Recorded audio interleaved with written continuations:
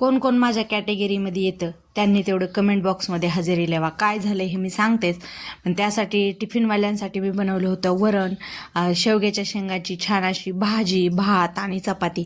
काय झालं मंडळी, रात्री झोपले होते की सकाळी मला डेली रुटीनचा ब्लॉग म्हणजे तयार करायचं होतं की सकाळी 6 ते 10 पर्यंतचा मी टिफिन कसे बनवते, माझा मुलगा म्हणजे लहान मुलाला घेऊन कसं करायचं ह्याच्यासाठी मला बनवायचा होता. पण झालं उलट, 5:30चा अलाराम लावला आणि अलाराम बंद करून चक्क मी झोपून गेले 7 पर्यंत. आणि नंतर उठून पाहते, उठले आणि नंतर माझ्या लक्षात आलं की अरे एका दादाचा तर 8 वाजता टिफिन द्यायचा आहे, त्यांना नाश्त्याला वगैरे बनवून द्यायचे. मग काय झाली की सगळी घाई आणि मग ब्लॉग राहू द्या म्हणलं, बघू कधीतरी बनवू. असं मी माझ्या करिअरला हलक्यात घेत चालली आहे.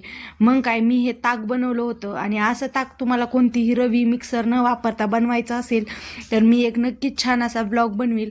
चला तर मग बाय बाय. व्हिडिओ आवडला असेल तर व्हिडिओला लाईक करा आणि आपल्या चॅनलला सबस्क्राईब करा की राव तेवढं.